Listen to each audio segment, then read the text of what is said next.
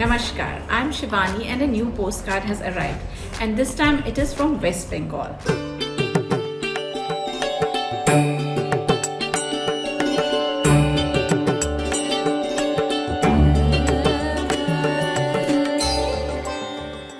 On 7th of May, we celebrate Rabindranath Tagore Jayanti or Pochishe Boishakh, remembering the Bengali polymath who worked as a poet, writer, playwright, composer, philosopher, social reformer, and painter. He reshaped Bengali literature and music as well as Indian art with contextual modernism in the 19th and 20th centuries. Author of the profoundly sensitive, fresh and beautiful poetry of Geetanjali, he became in 1913 the first non-European and the first lyricist to win the Nobel Prize in Literature.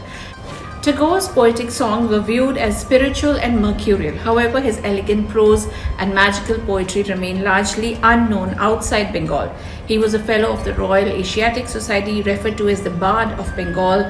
Tagore was known by sobriquets such as Gurudev, Kobi Guru, and Biswa Kobi. A Bengali Brahmin from Calcutta with ancestral gentry roots in Burdwan district and Jessore, Tagore wrote poetry even as an 8-year-old. At the age of 16, he released his first substantial poem under the pseudonym Bhanu Simha.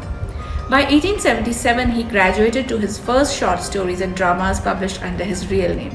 As a humanist, universalist, internationalist, he denounced the British Raj and advocated independence from Britain. As an exponent of the Bengal Renaissance, he advanced a vast canon that comprised paintings, sketches, and doodles, hundreds of texts, and some 2,000 songs. His legacy also includes his founding of Visva Bharati University. Tagore modernized Bengali art by spurning rigid classical forms and resisting linguistic structures. His novels, stories, songs, dance dramas, and essays spoke about topics of political and personal importance. Geetanjali and Ghare Baire are his best-known works, and his verse, short stories, and novels were acclaimed for their lyricism, colloquialism, naturalism, and unnatural contemplation. His compositions were chosen by two nations as national anthems, India's Jana Gana Mana and Bangladesh Amar Sonar Bangla. The Sri Lankan national anthem too was inspired by his work. The youngest of 13 children, Tagore was born on 7th May 1861 in the Jorasanko mansion in Kolkata, the son of Rabindranath Tagore and Sarada Devi. Tagore's mother had died in his early childhood and his father travelled widely.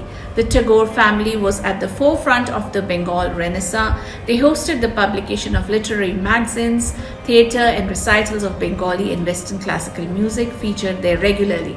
Tagore's siblings were all highly accomplished as philosophers, poets, musicians and playwrights. A brother of his, Satyendranath, was the first Indian appointed to the elite and formerly all-European Indian civil service. His sister, Swarna Kumari, became a novelist. Tagore largely avoided classroom schooling and preferred to roam the manor or nearby Bolpur and Panihati, which the family visited. His brother Hemendranath tutored and physically conditioned him in swimming the river Ganga, treks through hills, gymnastics, judo and wrestling. He learned drawing, anatomy, geography and history, literature, mathematics, Sanskrit and English, his least favorite subject. Tagore loathed formal education. The scholarly travails at the local presidency college spanned a single day. Years later, he held that proper teaching does not explain things, proper teaching stokes curiosity. After his Upanayan, which is the coming of age rite at age 11, Tagore and his father left Kolkata in February 1873 for several months, visiting his father's Santiniketan estate in Amritsar before reaching the Himalayan hill station of Dalhousie. Here he studied history, modern science, Sanskrit and examined the classic poetry of Kalidasa. During this 1-month stay at Amritsar, he was greatly influenced by melodious Gurbani and Nanak Bani being sung at Golden Temple. As he mentions in his reminiscences, the Golden Temple of Amritsar comes back to me like a dream. Many a morning have I accompanied my father to this good darbar of the Sikhs in the middle of the lake. He wrote 6 poems relating to Sikhism and a number of articles in Bengali children's magazines about Sikhism.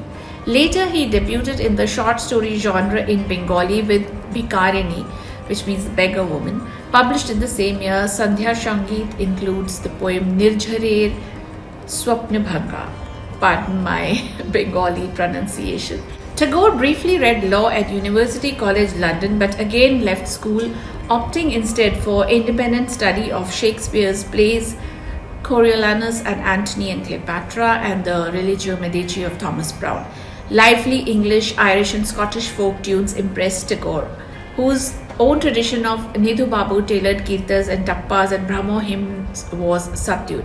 In 1880, he returned to Bengal degree-less, resolving to reconcile European novelty with Brahmo traditions, taking the best from each other. In 1890, Tagore began managing his vast ancestral estates and released his Manasi poem among his best-known work.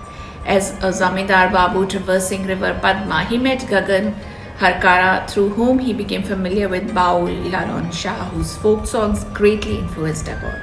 Tagore worked to popularize Lalon's songs. This period was his most productive. In these years, he wrote more than half the stories of the 3-volume 84-story Galpagucha. Its ironic and grave tales examine the voluptuous poverty of an idealized rural Bengal. In particular, stories such as Kabuliwala and Atithi typified this analytic focus on the downtrodden. Next came his Santhiniketan years. In 1901, Tagore moved to Santhiniketan to found an ashram with a marble-floored prayer hall, the mandir, an experimental school, groves of trees, gardens, and a library. He gained Bengali and foreign readers alike and published Nevedya and Kheya and translated poems into free verse. In November 1913, Tagore learned he had won that year's Nobel Prize in Literature. The Swedish Academy appreciated the idealistic and for Westerners accessible nature of a small body of his translated material focused on the 1912 Geetanjali. He was awarded a knighthood by King George V in the 1915 birthday honours, but Tagore renounced it after the 1919 Jallianwala Bagh massacre.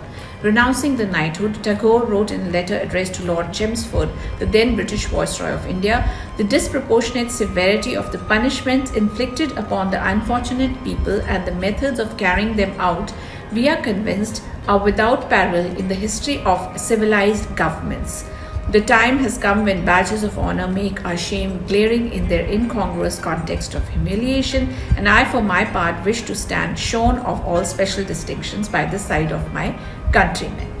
In the early 1930s, he targeted ambient, abnormal caste consciousness and untouchability. He lectured against these. He penned Dalit heroes for his poems and his dramas, and he campaigned successfully to open Guruvayur temple to Dalits. In his twilight years, he mourned the perennial poverty of Kolkata and the socio-economic decline of Bengal and detailed these newly plebeian aesthetics in an unrhymed 100-line poem whose technique of searing double vision foreshadowed Satyajit Ray's film Apur Sansar.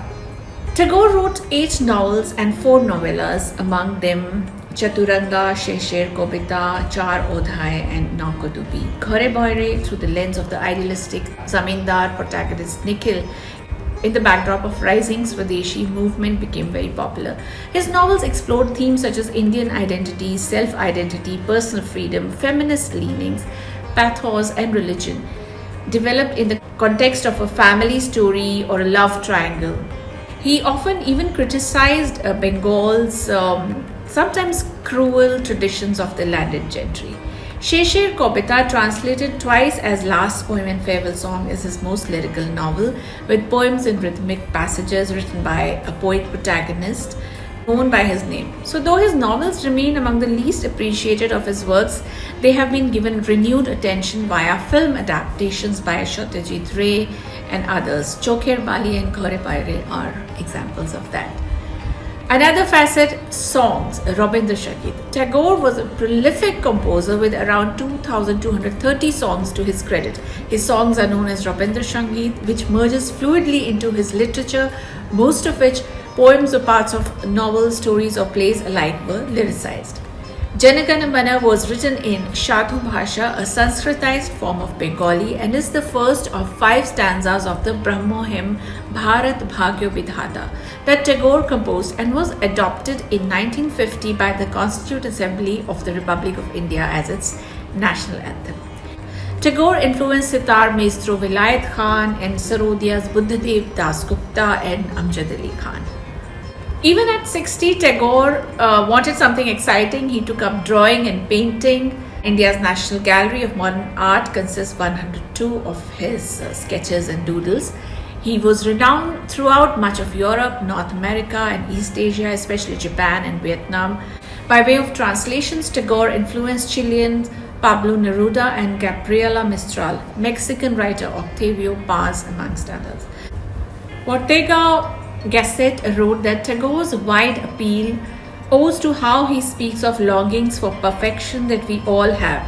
Tagore awakens a dormant sense of childish wonder, and he saturates the air with all kinds of enchanting promises for the reader, who pays little attention to the deeper import of Oriental mysticism.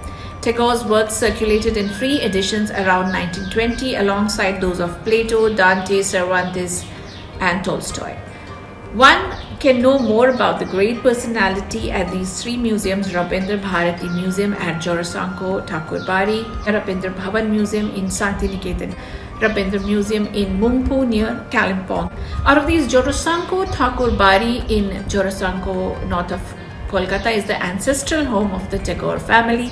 It is currently located on the Rabindra Bharati University campus, and it is the house in which Tagore was born. It is also the place where he spent most of his childhood and where he died on 7th August 1941. So my utmost regards to this great personality who gave so much in terms of culture to India. Thank you for watching Postcards from Bharat. Namaskar.